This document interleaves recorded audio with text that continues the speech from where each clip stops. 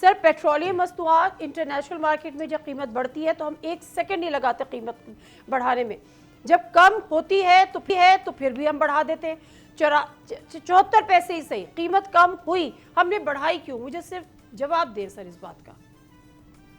جی بہت شکریہ جی، میں آپ کا مشکور ہوں کہ آپ حکومت کا موقف جاننے کے لیے مجھے موقع دے رہی ہیں. گزارش یہ ہے کہ اس کے اوپر وزیر پیٹرولیم کئی مرتبہ میڈیا ٹاک بھی کر چکے ہیں، پریس کانفرنس بھی کر چکے ہیں، اور یہ بلا وجہ ایک بیانیہ بنا دیا گیا کہ حکومت جو ہے وہ پیٹرولیم مصنوعات کی قیمتیں کم کرنے میں انٹرسٹڈ نہیں ہے. حالانکہ ایسا نہیں ہے.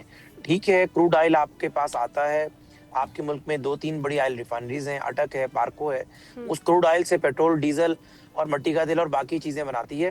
لیکن پاکستان کے اندر بہت سارا آپ پیٹرول اور ڈیزل جو ہے وہ ریفائن فارم میں بھی جو ہے وہ کرتے ہیں، اور ریفائن فارم میں جو اس کا ریٹ ہے وہ آپ کو بتایا گیا، پہلے بھی بتایا گیا کہ ہمارا جو ظاہر ہے جو سنگاپور کا جو ریٹ ہے اس سے ہم اس کو آپس میں کولیبریٹ کرتے ہیں. ٹھیک ہے. اور ہم اس وقت ہم نے جب قیمتیں ایون کہ سنگاپور کا جو ریٹ تھا کم نہیں ہوئی تھی، لیکن میں عوام کو ریلیف دیا، کوئی احسان نہیں کیا. 414 سے ہم 299 پر لے کر آئے. لیکن آپ کو پتا ہے کہ ظاہر آپ کی ملک کے جو معاشی حالات ہیں، آپ پیٹرول کے اوپر کوئی سبسڈی نہیں دے سکتے. IMF پروگرام کے اندر آپ موجود ہیں. ایسے کے اندر یہ بیانیہ بنانا کہ حکومت جان بوجھ کے قیمتیں کم نہیں کر رہی، مجھے آپ یہ بتائیں کہ سب سے بڑا پولیٹیکل کیپٹل تو ہمارا سٹیک پر ہے. اگر پیٹرول مصنوعات کی قیمتیں کم نہیں ہوتی، ڈیزل کی قیمتیں کم نہیں ہوتی، تو لوگ ہم سے متنفر ہوں گے نا. جی لیوی کیوں بڑھا رہے ہیں؟ کیا لیوی کوئی لیوی جو ہے کوئی یہ نہیں کر رہا کہ کسی نے لیوی بڑھا کر اپنی جیب میں پیسے ڈالنے اور گھر چلے جانا ہے. آپ ایک IMF پروگرام میں موجود ہیں، آپ نے اس میں ان کا قرضے واپس کرنے ہیں. اس حکومت نے جتنے بھی آپ کے جو مالیاتی ادارے ہیں ان کے آپ رپورٹ اٹھا کر دیکھ لیں، بلومبرگ کو پڑھ لیں، اکانومسٹ کو پڑھ لیں، سب سے زیادہ جو قرضے واپسی ہوئے ہیں سابقہ ادوار کے وہ ان 5 سالوں کے اندر ہوئے ہیں. آپ کا ریزرو آج $20 بلین کو ٹچ کر رہا ہے. IMF جو جون 2022 میں کہہ رہا تھا کہ پاکستان دیوالیہ ہوگا اور دنیا کی سب سے بدترین معیشت بن گئی ہے، آج وہ دنیا کی جو بہتر گروئنگ اکانومی ہے ان میں آپ کو کنسیڈر کر رہا ہے. اچھا 3.7 GDP کے ساتھ ہم بہتر اکانومی پوزیشن پہ آ گئے. کیا فرمایا؟ ذرا ریپیٹ میں نے کر دیں. کہا 3.7 GDP کے ساتھ ہم بہتر پرفارم کر رہے ہیں. نہیں دیکھیں، یہ بات نہیں ہے کہ 3.7. آپ یہ دیکھیں کہ 2022 میں جب ہم نے پاکستان کو سنبھالا تھا تب 3.7 یہ غلط اعداد و شمار فج کر بتاتے ہیں 5 یا 6%. اس وقت تو بھئی آپ کا ملک دیوالیہ ہو رہا تھا. بانی تحریک انصاف زمان پارک بیٹھ کر بھاشن دیا کرتے تھے کہ پاکستان دیوالیہ ہونے جا رہا ہے. تو جو ملک دیوالیہ ہو رہا ہے اس کا تو GDP، اس کا تو اکانومی، اس کا تو ریزروز کچھ ہوتا ہی نہیں ہے. لیکن ہم نے ان حالات میں اس ملک کو آپ کو ٹیک آف کرا کر دیا. تو مقصد گزارش یہ ہے کہ ہم مائنس کے اندر گئے ہوئے تھے، مائنس سے اگر 3.7 پر لے آئے ہیں، آپ کے ملک کو دیوالیے سے بچا لیا ہے، ریزرو 4 سے $20 بلین تک لے آئے، ڈالر 5 سال سے 278 پر روکا ہوا ہے، آپ کے جو انٹرسٹ ریٹ ہے 24 سے 10-11% پر آ گیا. ابھی there is a long journey to گو.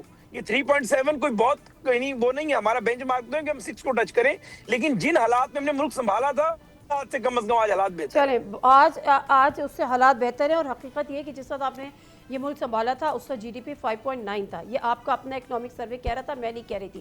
اقرار مجھے سر ایک یہ بتائیں کہ آج کیونکہ آپ جو آپ کا ایک کریئر ہے نا اس پولیٹیکل کریئر سے ہٹ کر، آپ کا جتنا ایکسپوجر ہے، جتنا آپ عوام میں جاتے تھے، جتنا آپ عوام سے ملتے تھے، عوام کس حالات سے دوچار ہے، جتنا شاید ایکسپوجر، جتنا ادراک آپ کو ہے اس کا کسی کو بھی نہیں ہے. تو جب ہم یہ کہتے ہیں اور حکومت یہ کہتی ہے کہ جی we are doing good, we are doing better, اور long way to come, long journey ahead, آپ کو یقین آ جاتا ہے؟ نہیں، میں بہت ہی دیانتداری سے، اور آپ سب جانتے ہیں کہ میں ظاہر کوئی مداح نہیں ہوں جو سابقہ خان صاحب کی حکومت ہے ان کا یا ان کی پالیسیز کا، اور نہ ہی کوئی اناد ہے مجھے مسلم لیگ نون کی حکومت سے، لیکن اللہ کی ذات جانتی ہے. جی لیکن میں اللہ کی ذات جانتی ہے کہ اس وقت بہت برا حال ہے. مطلب میں صرف عام آدمی کی بات نہیں کر رہا، میں نے اپنی زندگی میں ہم نے بہت کم پیسوں سے، بہت کم تنخواہ سے آغاز کیا، اور ظاہر ہے پھر بہت، لیکن اللہ جانتا ہے کہ ملینز کمانے والے لوگ بھی اس وقت کتنی اذیت اور کتنی تکلیف میں ہے. میں اس کا کوئی اندازہ شاید نہیں لگا سکتا. دیکھیے میں کوئی ماہر معیشت نہیں ہوں، لیکن وہی بات جس طرح آپ نے کہا کہ ہم اپنے ارد گرد کے لوگوں، اپنی ذاتی جو خود کی زندگی ہے اس سے جب یہ اندازہ لگاتے ہیں تو میرا خیال ہے کہ شاید ہم آج جو ہمارے ہوش کا وقت ہے اس میں سب سے بدترین وقت سے انفارچونیٹلی گزر رہے ہیں. حذیفہ صاحب جو بات کرتے ہیں ٹھیک ہے، وہ کسی حد تک درست ہے کہ جو ایک شور و غوغا تھا کہ جی پاکستان ڈیفالٹ ہو جائے گا، اور خود پاکستان تحریک انصاف کے بانی یہ بات کیا کرتے تھے.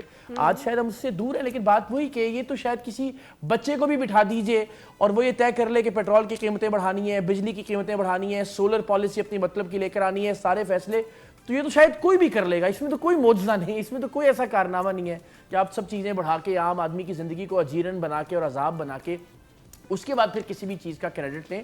تو یہ تو شاید کوئی بھی کر سکتا تھا. میں آپ کو بہت وثوق سے عرض کرتا ہوں، لیکن میری گزارش ہے نادیہ، اگر آپ مجھے آپ صرف یہ اجازت دیجئے. دیکھیے ہم ہمیشہ بدقسمتی سے اس معاملے میں الجھے رہتے ہیں اور 78 برس سے یہی کر رہے ہیں. ہر بار مہنگائی کی بات، پھر وہ جو اپوزیشن میں چلی جاتی ہے وہ مہنگائی کی بات کرتی ہے، حکومت میں ہوتے ہیں وہ جسٹیفائی کر رہے ہوتے ہیں، پھر یہی حکومت والے جب چلے جاتے ہیں اپوزیشن میں یہ مہنگائی پہ تنقید اور مارچ اور دھرنے دے رہے ہوتے ہیں، اور وہ جو پہلے تنقید کر رہے تھے وہ اس کو جسٹیفائی کرنے لگتے ہیں. مجھے یہ لگتا ہے کہ ہمیں بطور مجموعی سسٹم کو ٹھیک کرنے پہ بات کرنے کی ضرورت ہے. مجھے یہ لگتا ہے کہ ہمیں ان عوامل اور ان عناصر پر بات کرنے کی ضرورت ہے کہ جس کی وجہ سے آج تک ہم کوئی مسئلہ جو ہے اس میں ایک قدم بھی آگے نہیں بڑھ پائے. ہر معاملے میں ہم انفارچونیٹلی ریورس گئے ہیں، اور وہ مجھے یہ لگتا ہے، اس بات سے میں ایگری کرتی ہوں، اور وہ مجھے یہ لگتا ہے کہ سب جی اس بات سے میں اس لیے ایگری کرتی ہوں کہ جب مجھے یہ لگتا ہے نادیہ ایک جملہ اگر مجھے کہنے کی اجازت دی، مجھے یہ لگتا ہے کہ بدقسمتی سے پاکستان میں جو فیصلہ سازی کرنے والے لوگ ہیں ان کو آگے لانے کا کوئی بہتر طریقہ نہیں ہے. چاپلوسی کی بنیاد پر لوگ آگے آتے ہیں، خوشامد کی بنیاد پر لوگ آگے آتے ہیں، وفاداری اور رشتہ داری کی بنیاد پر لوگ آگے آتے ہیں. کوئی آرگینک لیڈرشپ تراشنے کا کوئی نظام ہم نے وضع نہیں کیا. اور یہی وجہ ہے میں بہت ہی احترام کرتا ہوں شہباز شریف صاحب کا، بطور سی ایم پنجاب میں بڑا مداح بھی رہا ان کے بہت سارے کاموں کا، لیکن مجھے لگتا ہے کہ انہوں نے اپنے ان برسوں میں شاید ڈونلڈ ٹرمپ کی خوشنودی اور فیلڈ مارشل کی خوشنودی حاصل کرنے کے علاوہ کوئی کارنامہ سر انجام نہیں دیا. ٹھیک ہے، آپ حذیفہ رحمان صاحب آپ اگر رسپونڈ کرنا چاہیں تو ضرور کیجیے گا، لیکن اس کے ساتھ ساتھ جب یہ مراد کی اور اس سائیکل کی بات ہو رہی ہے نا، آپ لوگ ساتھ نہیں بیٹھ سکتے. ٹھیک ہے، جب ہم بات کرتے ہیں نا کہ پولیٹیکل انسٹیبلٹی ہے تو اپوزیشن ادھر کھڑی ہو جاتی ہے، حکومت ادھر کھڑی ہو جاتی ہے، but when it comes to your privileges, K P کی صورتحال دیکھ لیں. ہم نون لیگ کو کیا روئے، وہاں پر سب مل گئے کہ کیا نون لیگ، کیا پیپلز پارٹی، کیا P T I. Like wise ابھی سینیٹرز ہوں یا آپ کے پارلیمنٹیرینز ہوں، تمام ان کو بلو پاسپورٹ کی سہولت میسر ہے، لیکن ایک نیا بل کہ جی جو مطلب جو پہلے کے تھے نا ان کو بھی ملنا چاہیے. سر آپ کو نہیں لگتا کہ آپ ایک مختلف شخصیت ہیں حذیفہ رحمان صاحب، کیونکہ آپ ایک جرنلسٹ بھی رہے، آپ کو ہم بڑے قدر کی نگاہ سے بھی دیکھتے ہیں، لیکن جب حکومتی سطح پر اس قسم کے فیصلے ہوتے ہیں اور اس قسم کے فیصلوں میں سب ساتھ مل جاتے ہیں تو عوام پر کیا اس کے اثرات مرتب ہوتے ہیں کہ ہمیں 2 وقت کی میسر روٹی نہیں ہے اور یہاں بلو پاسپورٹ پچھلوں کو بھی ملنا چاہیے پہ، اور اپنی مراد پہ جھگڑے ہو رہے ہیں اور سب جھگڑے بھی نہیں ہو رہے، سب مل کے بیٹھے ہوئے. یہ کوئی اچھا میسج جاتا ہے سر؟ جی نادیہ مرزا، میں گزارش یہ کروں گا، مہربانی آپ کی. پہلا تو اقرار صاحب نے جو باتیں کی بڑی لاجیکل ہیں، میرے پاس اس کے دفاع میں کہنے کو کچھ زیادہ نہیں ہے. اور وہ ظاہر ہے خود ایک جرنلسٹ بھی رہے اور اب ایک پولیٹیشین بھی ہیں، عوامی پلس کو جانتے ہیں. لامحالہ عوام کے بڑے سنجیدہ مسائل ہیں. ظاہر ہے جب پیٹرولیم مصنوعات کی قیمتیں 520 اور 416 پر جاتی ہیں، وہ اب نیچے آئیں، تو اس کا ظاہر ہے ایک امپیکٹ آیا اور ایک غریب آدمی کو اس کا بڑا ظاہر سفر کرنا پڑا. اور باقی چیزیں ظاہر ہے جو اقرار صاحب نے بتائیں وہ بھی صورتحال کچھ مخدوش ہے، لیکن ظاہر ہے میں نے آپ کو بتایا کہ مائکرو انڈیکیٹرز ابھی تک ٹھیک نہیں ہوئے اور ہماری پوری کوشش ہے کہ ہم ان کے اوپر فوکس کریں، اور فوکس کیا ہوا بھی ہے. اب میں آپ کے مین سوال پر آتا ہوں کہ ایک تو آپ نے جو کے پی کے میں جو قانون سازی ہوئی، پہلی بات تو یہ ہے کہ غلطی جو بھی بندہ یعنی جرم جو ہے وہ 302، اگر آپ 10 قتل کریں تب بھی سزائے موت ہے، 1 کریں تب بھی سزائے موت ہے، وہ کوئی بھی بندہ کرے.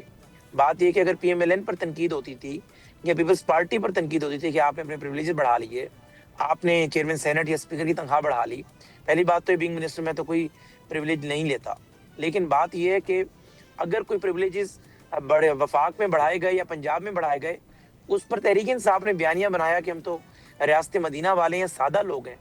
ہماری تو کے پی کے اندر جو بھی یعنی تعداد ہے 4 5 8 یا 10 ایم پی ایس کی، انہوں نے اگر ووٹنگ کی غلط کی، لیکن بھئی جو ریاست مدینہ کے دعوے دار ہیں 92 ووٹ ہیں ان کے پاس، یعنی 2/3 سے بھی زیادہ ان کے پاس میجورٹی ہے.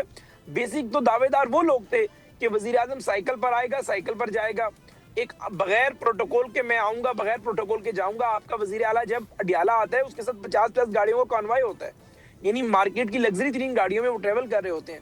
تو بات یہ کہ اگر یہ بل پی ایم ایل این نے موو کیا ہوتا اور تحریک انصاف نے اس کی سپورٹ کی ہوتی، میں تب بھی چلے کوئی نہ کوئی مارجن دے دیتا، لیکن تحریک انصاف تو اس کی خالق ہے. ہاں یہ ضرور ہے کہ باقی ہم نوا بن گئے پیپلز پارٹی اور سر ان پہ پھر تنقید بھی اسی لیول کی ہو رہی ہے، وہ بھی بخشے نہیں جا رہے. میں اسی پہ آ رہا ہوں. پی ایم ایل این اور پیپلز پارٹی نے جو ووٹنگ کی وہ بھی میں سمجھتا ہوں غلط کیا کہ ایسی قانون سازی نہیں ہونی چاہیے. اگر اللہ تعالیٰ نے ہاتھ کے ہاتھ میں یہ اختیار دیے کہ آپ قانون ساز اسمبلی کے ممبر ہیں اور قانون بنا سکتے ہیں اور قانون کو ریموو کر سکتے ہیں، تو کم از کم اس میں بہت ساری چیزیں آپ لوگ تو پاسپورٹ وغیرہ میں چلے گئے، پاسپورٹ وغیرہ کو ایک طرف رکھ دیں.